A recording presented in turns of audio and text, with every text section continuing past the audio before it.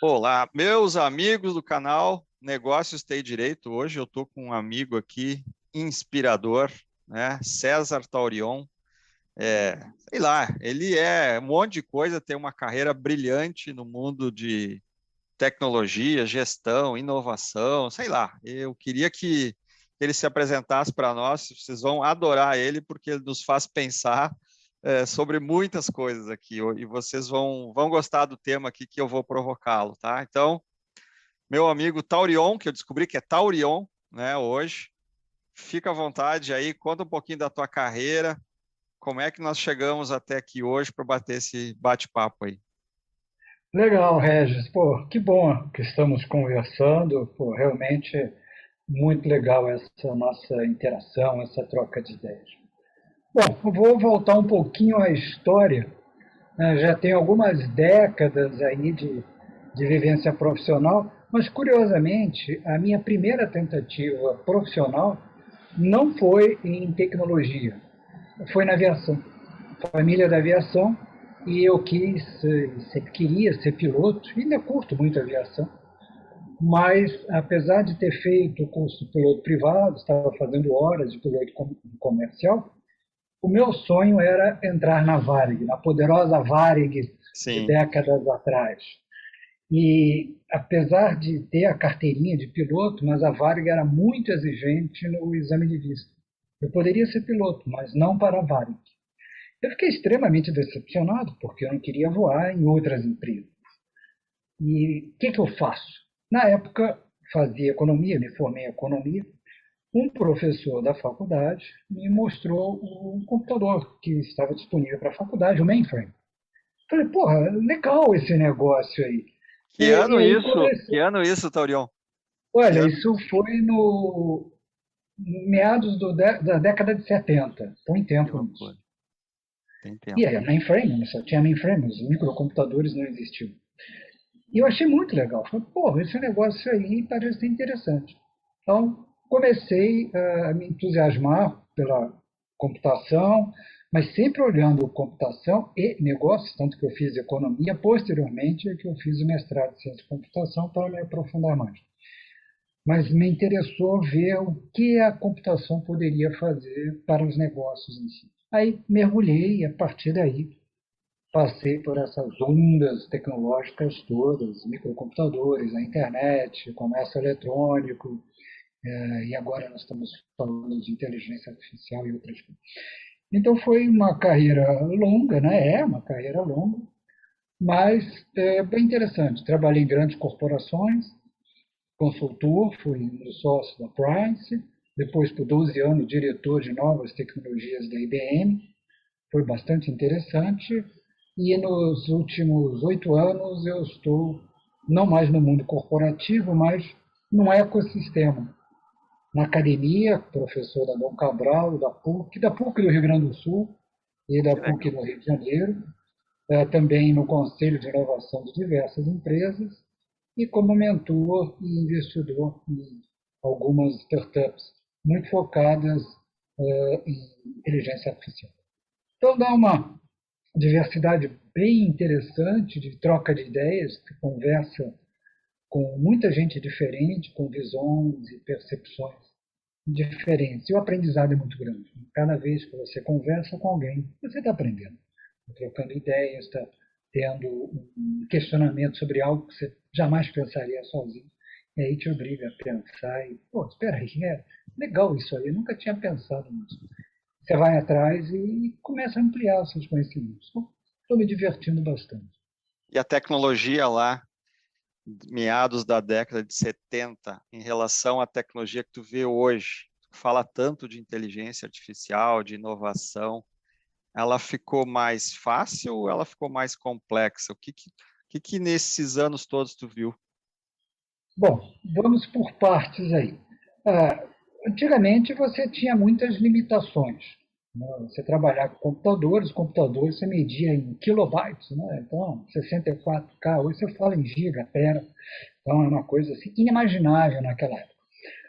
Você tinha muitas restrições para acessar os mainframes, no início eram cartões perfurados, depois com terminais. Depois, nos anos 80, que surgiram os microcomputadores, então, antes, para trabalhar com computador, você tinha que ir no escritório, você não tinha trabalho em casa. Com os microcomputadores, você já conseguiu ter acesso a uso de computadores através dos micros em casa e agora no bolso, com o smartphone. O smartphone é recente, surgiu em 2007. O iPhone foi lançado em 2007, 14 anos.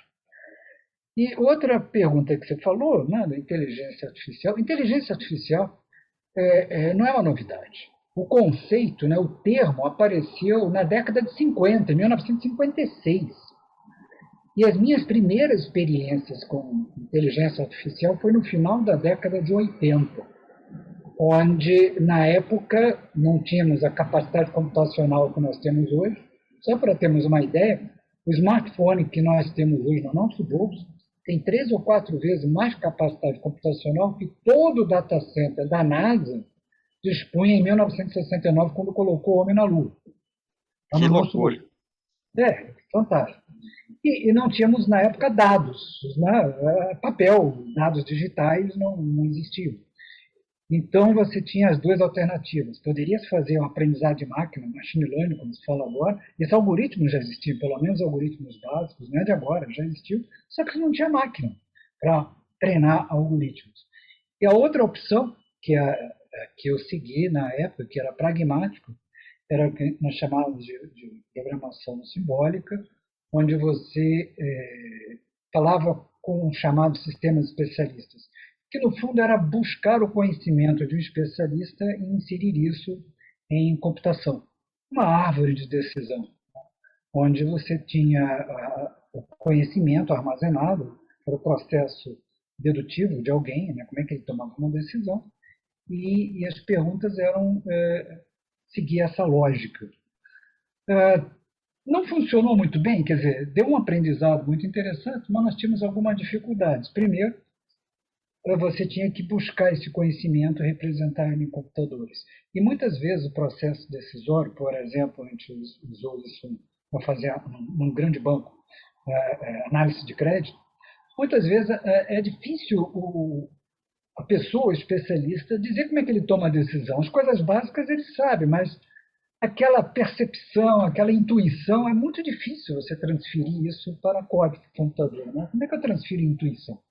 Então ficava meio capenga a tomada de decisão automatizada, porque tinha muita intuição que era incapaz de ser colocada em código de computador. E, além disso, a dificuldade que se tinha de ter a atenção do especialista. O especialista sempre foi alguém caro, e você pegá-lo e ficar horas tentando extrair dele esse conhecimento, o banco olhava e dizia, não, espera aí, ele é muito mais útil para mim aqui, gerando negócio, do que falando para alguém que eventualmente tem uma proposta interessante, o sistema tem uma proposta interessante, mas é uma proposta. Né? E no final, eu aprendi muito, o banco também conseguiu extrair algumas coisas interessantes, mas o tal sistema especialista ficou assim, um estagiário. Ele era um estagiário, não conseguiu nunca evoluir muito, mas serviu para ver o potencial que a tecnologia, caso evoluísse, como evoluiu, poderia trazer. Então, isso foi no final dos anos 80, início dos anos 90, nós estamos falando aí de uns 30 anos, então já havia experiências razoáveis em inteligência artificial.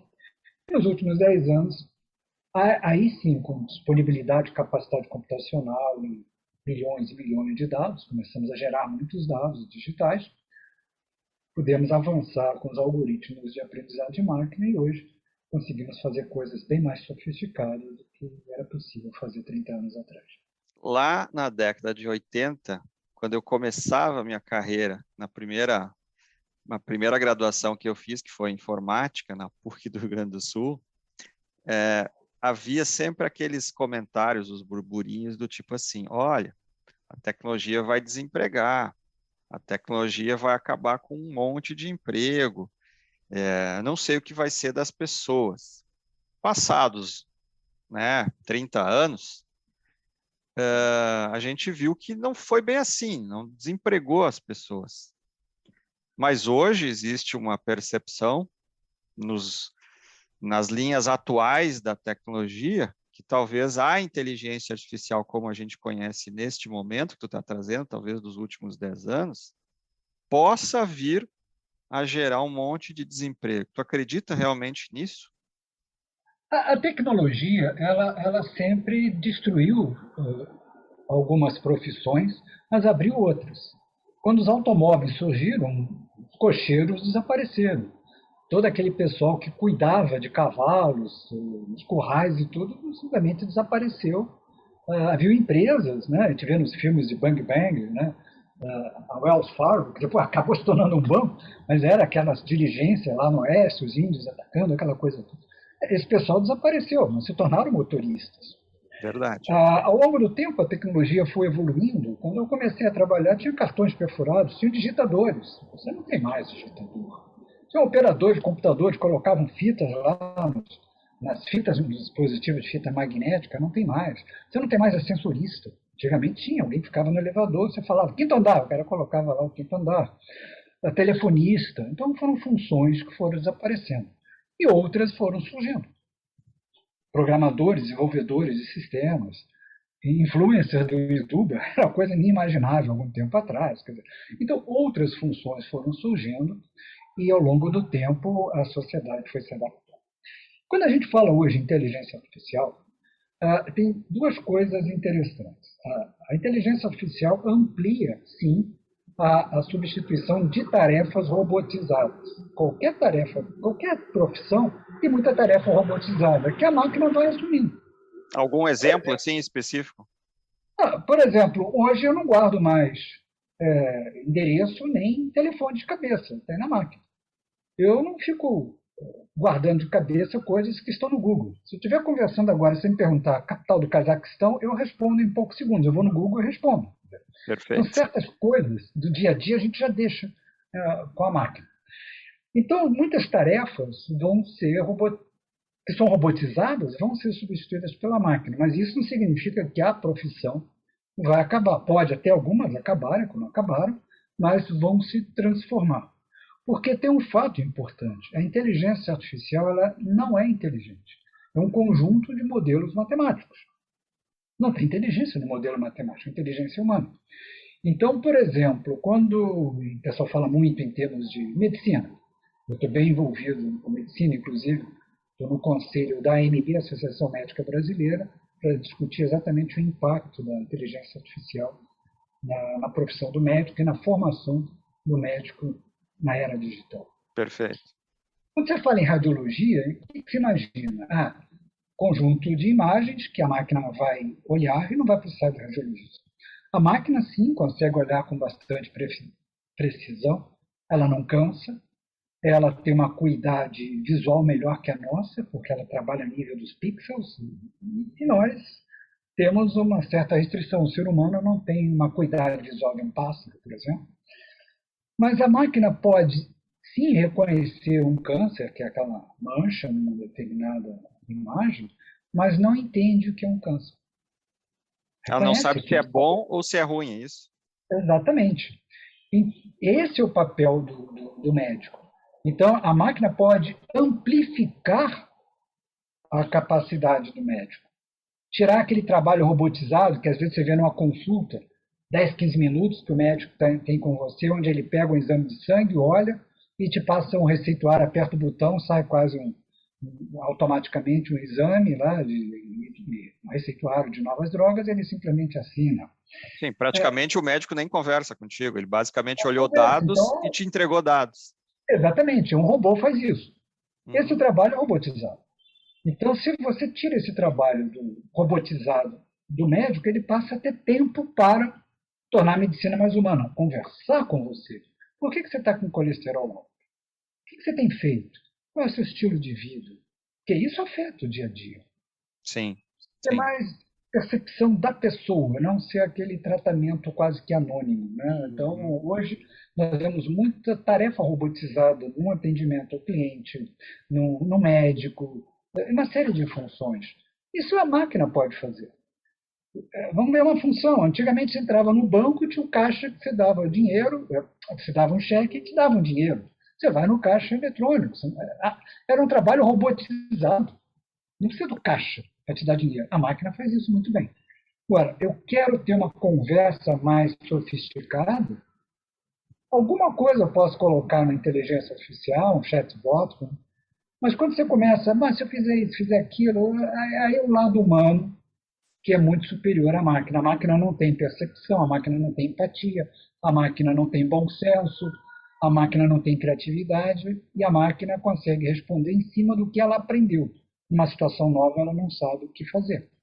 E nós, seres humanos, conseguimos improvisar, conseguimos muitas vezes, numa conversa onde não tínhamos até a ideia, como agora nós estamos tendo uma conversa que nós não planejamos. Você me faz uma pergunta, eu respondo, de acordo com essa resposta, você pode fazer outra pergunta, e nós saímos, digamos, de um script pré-planejado, pré-programado. A máquina não conseguiria sair disso. Então, esse lado robotizado, a máquina faz melhor que a gente. Agora, o trabalho humano, não. Isso vai ser nosso. E eu acho que isso vai fazer com que a gente tenha que rever a formação profissional. Porque Que grande parte sentido? Que sentido tu fala de da rever a nossa formação? grande parte da nossa formação profissional, ela reflete muito os princípios da sociedade industrial. Ela castra muito a inovação, ela te força muito a olhar o lado mais robotizado. Você vê que você tem que decorar fórmulas, você tem que. Eu acho que um bom exemplo é o Enem. O Enem você tem que saber responder as perguntas. Tem até aulas específicas do macete de resposta. Não interessa o que você sabe, mas sim como você responde. É uma máquina. Então, esse modelo de cada vez mais enfatizar o que a gente pode chamar de soft skills vai ser essencial. E o hard skills, a máquina vai fazer. Então, a máquina, por exemplo, tem mais capacidade que nós em muitas coisas. Regis, onde é que você estava em 7 de abril de 2002? Você não lembra. A máquina tem essa informação. Se eu te perguntar 500 vezes 280 dividido por 14 extrair raiz cúbica, como? A máquina já respondeu milhões de vezes.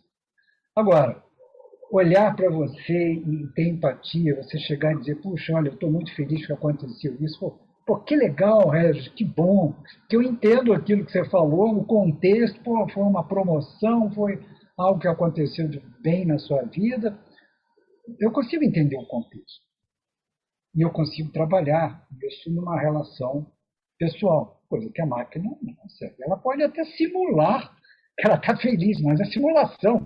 É fórmula matemática que está dizendo para o robô, por exemplo, digamos, um robô que tem uma expressão facial, mexer determinados componentes para simular o que é um sorriso. Mas ele não está sorrindo, porque ele tem a mínima ideia do que é um sorriso. Não tem a mínima ideia do que é uma tristeza. Ele está só É, simulando. Então, é. essa que é a diferença da máquina para o ser humano. Mas hoje, quando a gente vê filmes de ficção científica que mostram aquela inteligência artificial lá que é do Exterminador do Futuro, por exemplo, né? As pessoas se assustam. E aí vem já iniciativas de mercado, de empresas criando robôs, né, à semelhança do humano. E aí todo mundo para e pensa, mas espera aí, será que nós estamos caminhando para o modelo Exterminador do Futuro? Será que o software que está dentro daquele robô, ele não vai se virar contra mim e vai, sei lá, querer aniquilar a raça humana? O quanto disso é verdade, o quanto disso é utopia, em que nível a gente está hoje? Olha, eu nunca posso falar nunca, né? Porque Sim. há 100 anos atrás, quando o Júlio já escreveu da Terra à Lua, né? Aquela viagem à Lua, era ficção científica. E hoje nós já vamos para a Lua e já estamos falando da Marte, essas coisas todas. E é bem factível isso, né? Estamos vendo uma evolução muito rápida da tecnologia aeroespacial. Mas hoje, o que nós temos com os algoritmos de aprendizado de máquina, machine learning, deep learning nada mais é que mais níveis de rede neural, que também é um nome incorreto, porque quando a gente fala rede neural, a gente está falando como se fosse a rede neurológica, né, do nosso Os nossos neurônios. Não tem nada a ver, absolutamente não tem nada a ver, são fórmulas matemáticas, a gente não é matemática, a gente não tem. Cada neurônio no processo sinapse não é uma forma matemática. Mas hoje o que nós temos são coisas muito restritas, a chamada narrow AI, ou seja, inteligência artificial estreita. Por exemplo, o algoritmo que analisa uma radiologia, imagens para detectar um câncer, não dirige um automóvel. Esse é um outro algoritmo. Preciso de um outro para jogar xadrez. Preciso de outro para compor uma música. E preciso de outro para entender textos e, de alguma forma, transcrever ou editar textos. Nós, como seres humanos, vamos supor que eu seja médico radiologista. Eu olho imagens, cheguei no hospital de carro, dirigindo meu carro, jogo bem xadrez, gosto de tocar um violão e leio bastante. E entendo tudo isso. Eu teria que ter dezenas de algoritmos diferentes que não têm nada a ver um com o outro, são completamente diferentes. Quando você treina um algoritmo para jogar xadrez, ele está ali cumprindo aquela tarefa. Se ele vencer você, primeira coisa, ele não sabe que venceu. Simplesmente o algoritmo chegou a um resultado e você, pô, fiquei triste porque eu perdi, ele ficou feliz porque ganhou. Não, ele não sabe que ganhou. Cumpriu uma tarefa. Ele cumpriu a tarefa, ele não tem o que comemorar, ele não tem o sentimento do humano. Exatamente. Então, nós estamos assim, mais anos-luz desse. Tanto que pesquisas, né, aquelas pesquisas assim, meia doidas que se faz com cientistas, sim, pesquisadores de inteligência artificial, tem uns otimistas que dizem, não, em 10, 20 anos a gente pode ter isso sim. E outros dizem, daqui a 100 anos é provável. Entre 20 e 100 anos, pô, é uma diferença assim, abissal. Então, eu vou mais a possibilidade disso é mínima. E quando a gente fala do algoritmo, né? O algoritmo que joga xadrez, que é uma inteligência artificial, não é o mesmo algoritmo que vai ler a imagem para detectar um câncer de pele, por exemplo. Aí nós estamos falando que o algoritmo ele ainda é construído por humanos ou nós já temos máquinas construindo algoritmos para aquela especialidade? Hoje os algoritmos são construídos por nós. Podemos fazer algoritmos que possam gerar outros algoritmos, mas também bastante limitados. Porque, repara, o algoritmo só consegue trabalhar em cima da base de conhecimento, conhecimento entre aspas, né, que nós passamos para ele. Então, até mesmo o reconhecimento de imagem depende muito da qualidade dos dados que você está treinando. Então, por exemplo, quando eu treino e passo para ele um monte de imagens de câncer de pele, e por acaso a minha amostra é de pessoas de pele clara, se entrar pessoas de pele escura, ele não vai conseguir reconhecer adequadamente. Um ser humano pode, digamos, um chinês que nunca viu, que vai para a África, pode de repente começar a tratar pessoas nativas da África, porque, pô, embora a cor de pele ele não tenha vivenciado isso na academia, na China, você não tem pessoas de pele escura, mas ele consegue ter percepção. E ver, pô, isso aqui é diferente, quer ter uma doença, né? Às vezes você tem incidências maiores ou menores de doença de acordo com a cor da pele, de acordo com a região onde você está, pela incidência do sol e assim por diante. Mas a máquina não. A máquina não. E a máquina não tem bom senso. Então, se você pega uma imagem, né, que tem um conjunto de pixels e troca alguns pixels, poucos pixels, eu consigo ainda reconhecer. Se eu pegar seu retrato aqui, como você está aparecendo, na biblioteca atrás, assim, trocar alguns pixels e, por exemplo, tirar um pedacinho do seu óculos, eu continuo reconhecendo o Regis está de óculos aqui conversando comigo. A máquina talvez se enrole e possa imaginar que isso é um elefante que está andando na savana, porque não tem o bom senso. Perfeito. Então, você vê que está muito distante a gente imaginar aquele robô com olho vermelho exterminando os seres humanos aí nas esquinas. E aí, então, nós poderíamos concluir pela tua explicação que o combustível para a gente criar a inteligência artificial são os dados, porque se eu tiver um conjunto de dados, uma amostra de dados para ensinar o algoritmo ruim, vamos dizer assim, né? Ou defasada, ou com critérios distorcidos, provavelmente eu vou ter dificuldade em criar um algoritmo mais correto de interpretação. Perfeito. Para você treinar bem o algoritmo, você precisa de um volume significativo de dados, você precisa de uma variedade para não dar um viés, e você precisa ter veracidade, limpar os dados para eles se tornarem válidos. Por exemplo, vamos fazer uma brincadeira aqui, eu estou analisando dados médicos e vem batimento cardíaco 500, 600. Não dá. Impossível você ter um batimento cardíaco 400, 500, 600. Então eu tenho que eliminar essas sujeiras, senão eu estou contaminando os resultados que o algoritmo pode dar. Então, 80%, né, que é um chute, mas nessa faixa de escala, do trabalho de projetos de inteligência artificial é limpeza e identificação e limpeza de dados. E é por isso que, se eu não limpar os dados, dá toda aquela discussão, que até eu vi naquele documentário do Coded Bias, deve ter visto, né, na Netflix, que diz que a inteligência artificial ou os algoritmos têm viés, ou seja, discriminatório, porque não reconheceu pessoas de pele negra em contrapartida à pele mais clara, porque o banco de dados eventualmente estava, não sei se era contaminado ou não estava tão bem preparado para fazer análise. Seria isso? Essa a minha interpretação? Sim, é nessa linha. Repara, mas não é o algoritmo que é racista ou preconceituoso. O preconceito foi colocado ali, não Foi colocar intencionalmente. isso, mas foi colocado nos dados, né? Foi Não no colocado nos algoritmo. dados. Você tem duas fontes que acabam perpetuando preconceitos. Primeiro que os dados, porque às vezes os dados estão refletindo uma realidade preconceituosa. Perfeito.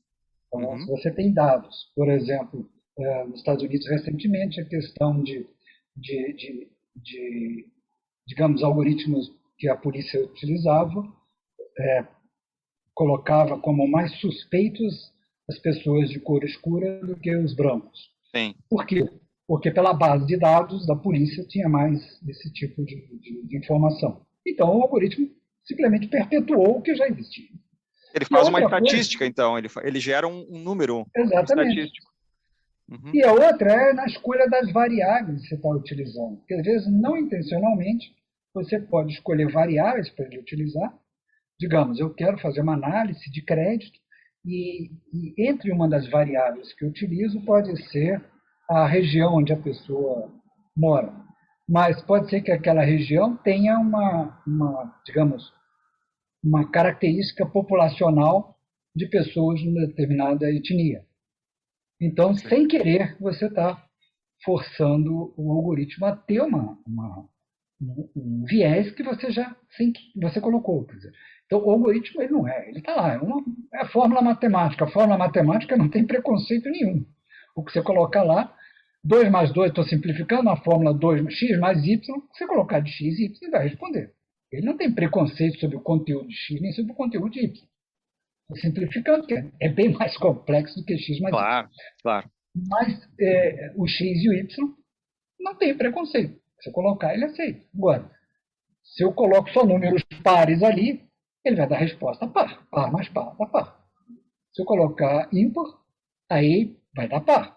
Então, dependendo do que eu estou colocando ali, pode dar resposta. Um par e um ímpar vai dar um ímpar. Quer dizer, então, dependendo do que o tipo de dado eu coloco, a resposta mais ou menos sai direcionada. Se eu colocar só números pares, você vai dar par. O cientista de dados, que a gente vê falar com uma nova profissão, ele está ligado à construção do algoritmo ou ele está ligado à manipulação da base de dados que vai ser utilizado pelo algoritmo? Só para dar uma dimensão dessa nova profissão ou dessa nova função que a área de tecnologia traz. O que esse cara faz hoje, que todo mundo quer ser cientista de dados agora? É interessante isso que você fala, porque por estar muito envolvido com inteligência artificial aí por mais de 30 anos nisso, sempre me pergunto, principalmente via LinkedIn, né, que é meu ponto de contato com muita gente. Eu quero trabalhar com inteligência artificial. Né? O que eu faço? Falei, olha, trabalhar com inteligência artificial é tão amplo quanto trabalhar com TI. TI você pode ser desenvolvedor front-end ou back-end, você pode ser user designer, você pode ser administrador, né? Você é admin, você pode ser qualquer coisa, tem milhares de, né, milhares de especializações, né? Exatamente, inteligência artificial também.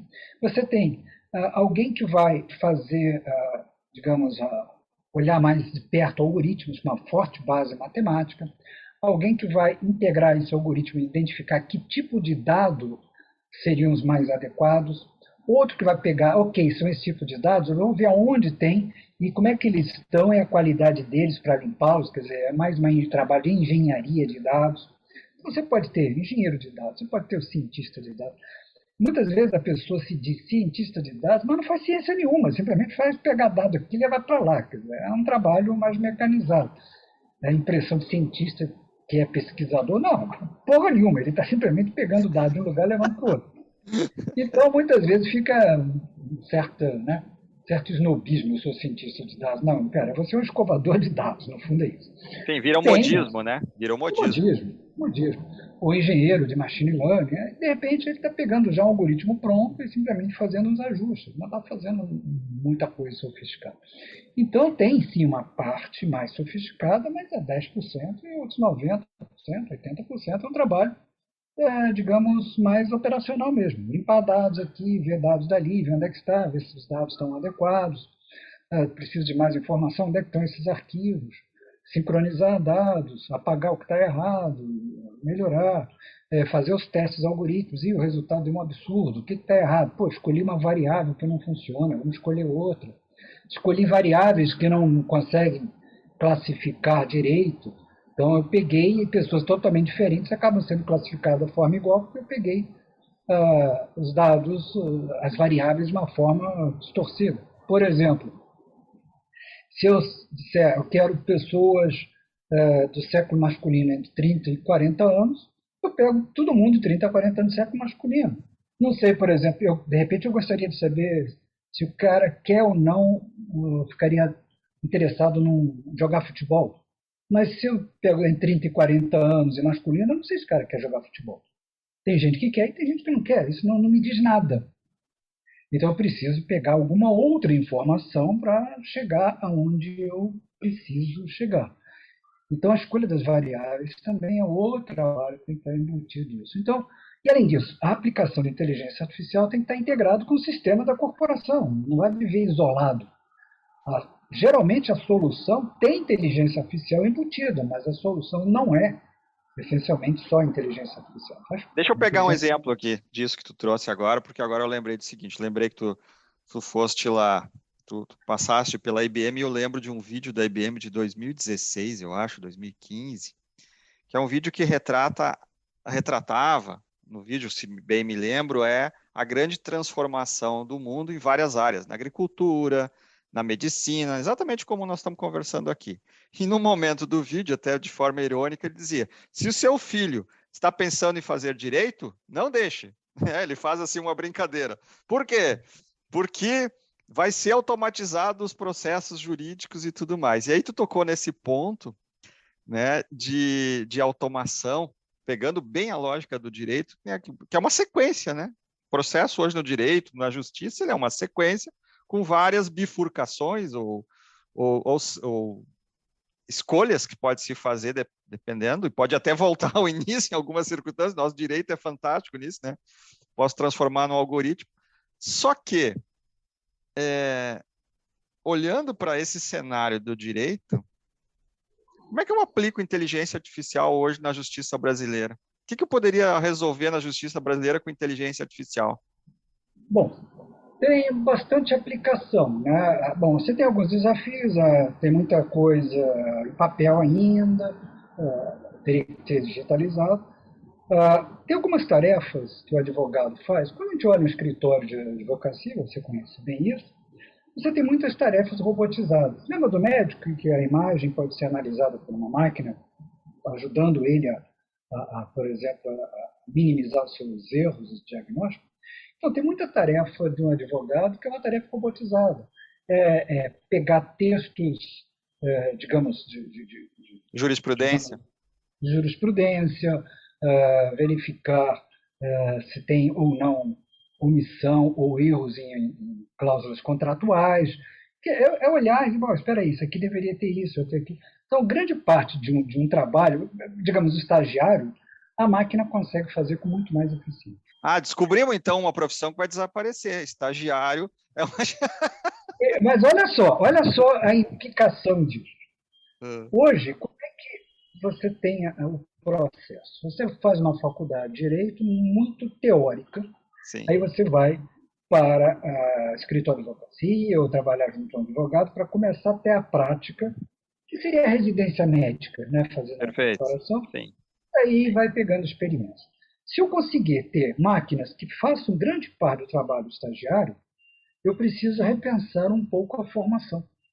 Porque se ele sai puramente teórico e o trabalho dele é olhar cláusula contratual, olha, vê se essas cláusulas estão nesse contrato, ou vê se esse caso aqui tem uma jurisprudência, que na verdade é pegar aquela situação e pesquisar o texto praticamente, muitas informações, é um trabalho robotizado. Eu não preciso dele. A máquina faz muito mais rápido, muito mais barato.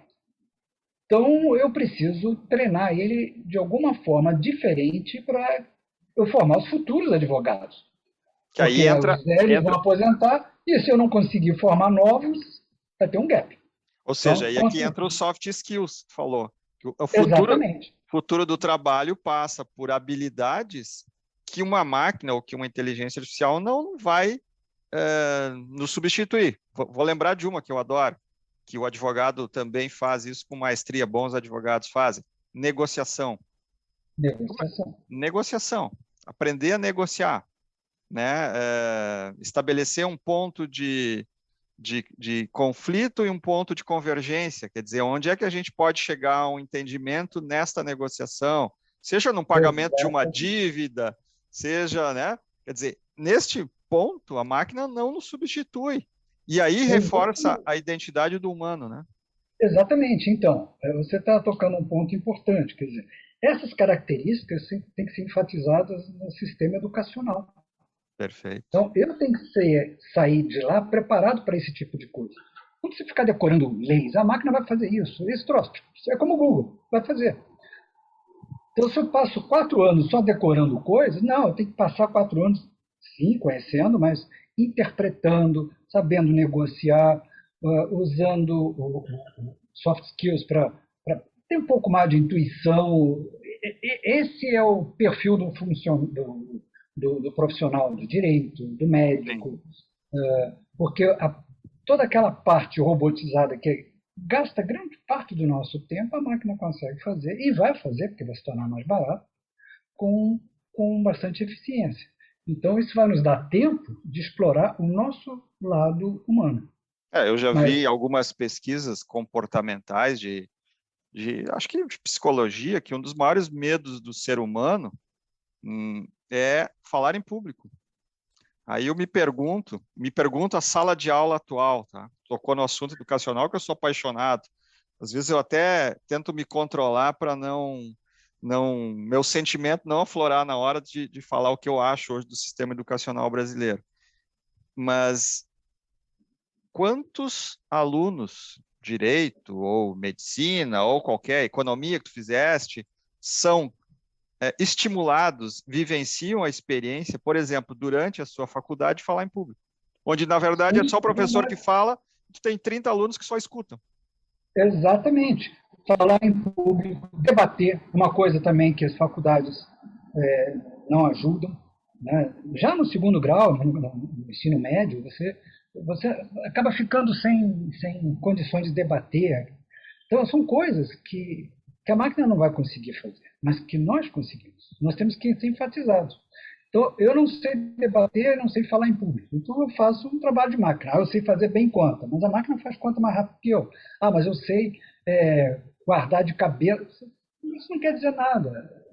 Eu preciso, sim, explorar o lado humano. Debater, ter criatividade para diante de uma situação, pô, espera aí, isso aqui nunca apareceu, como é que eu resolvo isso? A máquina não vai conseguir resolver algo que ela nunca viu. Mas nós, seres humanos, temos que. Agora, se eu for tentar fazer o que a máquina faz, aquela legislação antiga do tipo, essa inovação vai ser proibida porque não está na lei. Claro que não está na lei, senão não seria inovação. Né? A lei vai, de alguma forma, formalizar um determinado hábito da sociedade que aparece depois que a tecnologia apareceu, nova tecnologia surgiu. Então, como é que eu crio isso? A máquina não vai poder criar, nós vamos. Então, nós temos que repensar muito do trabalho de todas as profissões. Eu acho que o grande desafio que a gente vai ver, esse é o desafio da inteligência artificial, não é chegar e meu emprego vai embora, não. Meu trabalho, meu emprego vai ser transformado. E eu vou deixar de ter menos ênfase no hard skills para mais ênfase no soft skills. Se eu fui educado, fui praticamente adestrado para só trabalhar com hard skills, eu vou ter dificuldade. E eu tenho que começar a formar nova geração já para soft skills, eu tenho que pegar as pessoas que estão no mercado de trabalho e enfatizar os soft skills. Não é muito fácil, muitas vezes, porque você às vezes fica tão doutrinado a fazer a mesma coisa que tem dificuldades. Ah, eu tenho 40 anos e nunca falei em público. Pô, ok, eu tenho que fazer você aprender a falar em público. É possível. Nós, seres humanos, temos capacidade de nos adaptar. A gente consegue viver no Ártico e consegue viver no deserto. Então, a gente consegue se adaptar. Então, vamos nos adaptar. Pô. Vamos ter treinamento para isso. Vamos ter mecanismo para fazer essas coisas acontecerem. Então, o que eu vejo aí, o grande desafio com a chegada e a expansão e disseminação da inteligência artificial não é meu emprego vai desaparecer. Não, meu emprego vai se transformar. E eu tenho que me preparar para isso. Vou ir para uma última pergunta para a gente ir para os finalmente aqui, para os nossos ouvintes não cansarem de nos escutarem. A gente vai fazer um outro programa depois. Quando eles me mandam e-mail depois me pedindo assim, eu quero falar com o Taurion, eu queria que ele falasse de tal coisa. Daí a gente marca de novo para a gente fazer um outro episódio aqui e vamos ver o que os ouvintes vão dizer. Mas eu queria uma última provocação, porque assim, nós estamos naquele limite hoje, onde a gente está vendo novas tecnologias e aí aparece o tal de metaverso, multiverso, né? E mistura inteligência artificial, mistura criptomoeda, NFT, um monte de coisa, sigla nova, né? Que nós mesmos temos que nos reciclar para aprender, e aí a gente vê um pouco dessa crise do sistema educacional. E aí a massa usando redes sociais, sendo vitimada a todo instante por fake news daqui e de lá. Qual é o nosso futuro como ser humano, Taurion? Que tu imagina, onde a gente vai mesclar um pouco dessa nosso tempo da vida real com o tempo na vida virtual. Isso vai proliferar? Qual é a tua percepção sobre isso?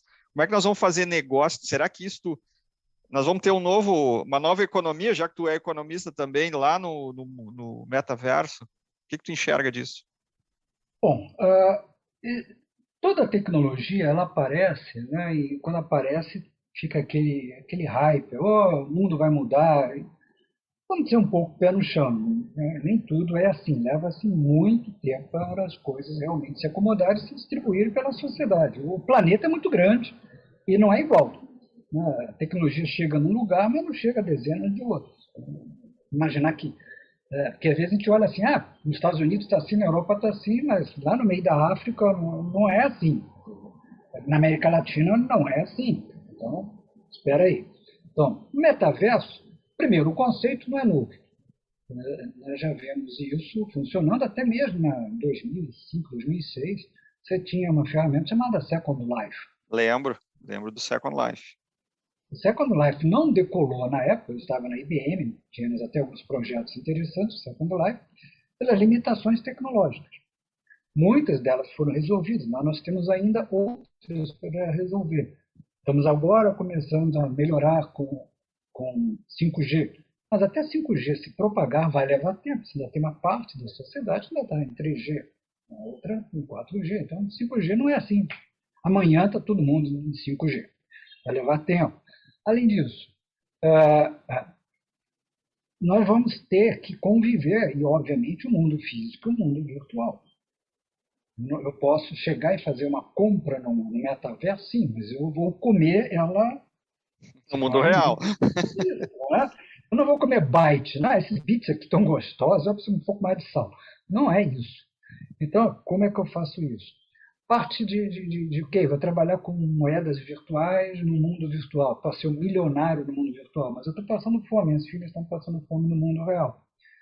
Então, eu vejo que a gente tá assim, e como toda nova tecnologia, está todo mundo entusiasmado, mas vamos colocar a pé no chão. Como, por exemplo, até agora, acho que amanhã ou depois está saindo um artigo meu sobre drones, aquela ideia de drones fazendo entrega de comida. Eu acho uma ideia insana, acho que isso não vai dar certo. Por quê? Não tem sentido, primeiro. Geralmente um drone é um negócio que pode ter acidente, como qualquer outro, imagina, cair na cabeça de uma pessoa, um monte de drone funcionando, não tem um padrão de comunicação entre eles, nem todo mundo mora num apartamento com janela ou com varanda para receber, quer dizer, então tem uma série de problemas. Uhum. Então é aquela ideia mais ou menos como a gente teve o modismo dos patinetes. Lembra dos patinetes? Lembro. Recebeu milhões, dezenas de milhões, depois a Grow. Né? Tinha Yellow, tinha uma outra, a Green, depois acabaram criando a Grow, que faliu. Faliu, porque... Alguns médicos traumatologistas adoram o patinete até hoje, né? Porque eles nunca tiveram tanto serviço para consertar pé, braço das pessoas. Não, aquela ideia parecia fantástica, mas não decolou, porque no mundo real as coisas são diferentes. Tem uma série de dificuldades ali, depredação, vandalismo. Sem dúvida, sem dúvida. O planejamento, eles pegaram um projeto de patinete que era para uso individual e começaram a usar uso público. Então, o custo de manutenção era muito alto, quebrava fácil. Aí à noite tinha que recolher, fazer manutenção.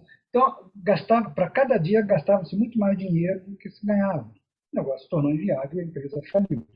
Então, a mesma coisa, a gente ouve falar nisso, aquilo, mas espera aí. Calma, vamos com calma, que as coisas não são assim tão fantásticas assim. É claro que tem sempre inovação surgindo, senão a gente não estaria evoluindo, a gente está fazendo coisas que há 10 anos atrás a gente não estaria fazendo, usando Zoom, usando coisas. Não que não existisse, existia, mas a gente não dava ênfase, as tecnologias estavam restritas, mas nós continuamos ainda, no fundo, vivendo da mesma maneira.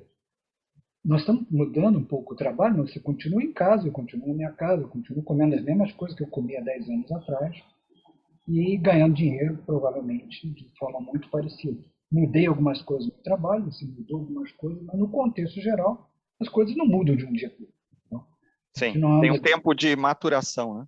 Tempo de maturação. Então, ainda está se falando muito, é o momento dos investidores quererem ganhar dinheiro, dizer agora é isso, agora é aquilo, aporta dinheiro, aparece startups para cá e para lá, que pegam dinheiro e depois vão para o buraco, porque a ideia não dá certo. Então, ainda está muito distante desse metaverso se popularizar. Acho que ainda 10 anos ainda para lá.